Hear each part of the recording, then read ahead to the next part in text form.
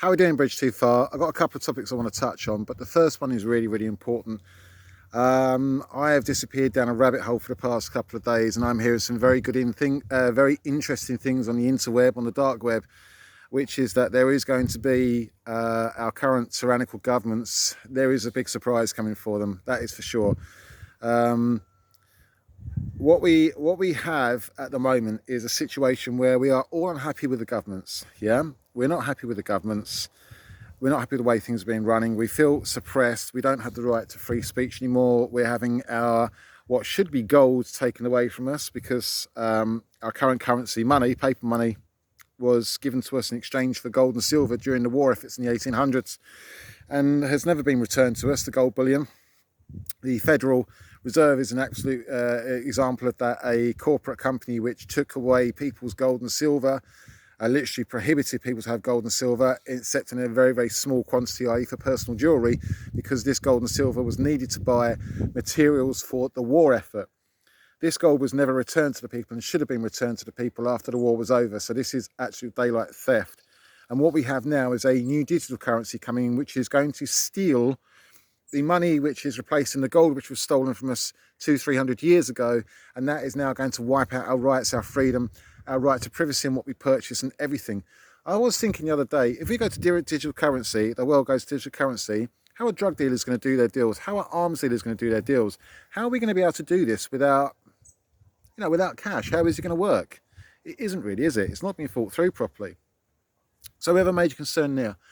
My second biggest concern, and this is something which worries me a lot, and that is that, as I said earlier, we're not happy with the governments here. We're not happy with the way things are being running. We want to overthrow the governments. We want to actually, a lot of us feel like a true insurrection is long overdue. And had this situation, what's been happening with this New World Order been happening in the 30s or 40s, it would have been seen as an act of war. And I don't see that any different today, that what is happening from the elites, from corporate companies, is an act of war against us civilians. So we want to get rid of our government, which is basically taking money from us and giving to these corporations, because the government is not fit for purpose. We want to see our taxes spent on, not on wars, but on infrastructure and things like that. We are being conned, we are being deceived, we are being robbed, and we are being treated illegally. And I've been looking up all sorts of ways how you can overthrow a government. So, okay, let's put it in this situation, yeah? And no one is talking about this. No one is even touching about where we go from. So here's the situation. We've overthrown our government, yeah? The government is no more. What are we replacing it with? And this is the big thing, isn't it? What are we going to replace it with? We don't have an alternative at the moment. It would be different if we turned and said, well, I have an alternative at the moment. I'm not happy with this government. Here is an alternative. This is how we should be doing things in the future.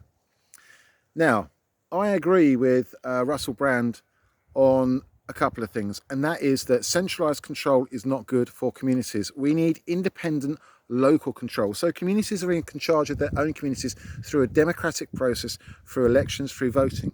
But it still comes down to all of the infrastructure, the corrupt infrastructure which is in place at the moment, all the civil servants which were all part of this great big massive con.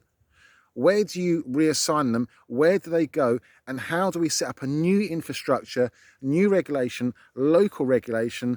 And how do we go about this process? When are we going to start the process then of going with another way?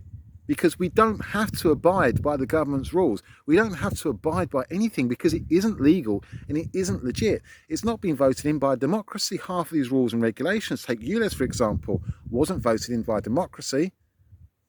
There are a lot of things which we have been excluded from and which we have been told, oh, well, actually, no, this is in your best interest. I think we should decide what's in our best interest. And what is in our best interest at the moment is coming up with an alternative means of running and organising our communities in a fair and democratic way. And we need to break down this globalised control and go back to local community control. It needs a complete rewrite of the rules. The rules and regulations which dates back to the 1800s are only fit for those which have money and have influence. They are not good for the likes of you and I. They serve no purpose. The law is an arse. The law is made up of complicated words, and it is.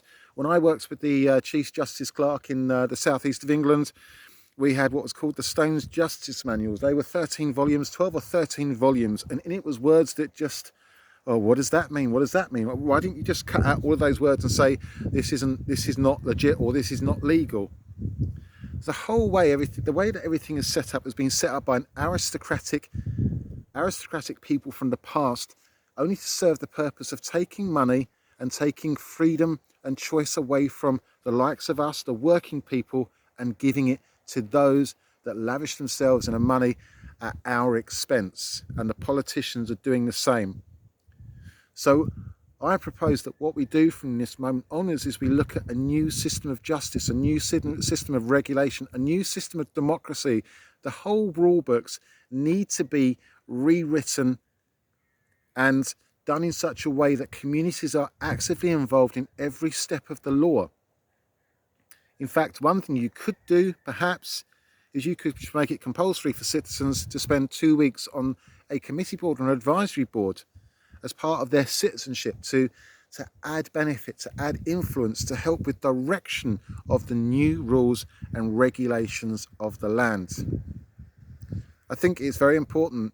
This year, 2024, we are going to see, unless we start acting now, and unless we start getting our heads together now to come up with new laws, new regulation, new rules that bypasses our current system, and it needs to be done with the backing of at least 80% of the population.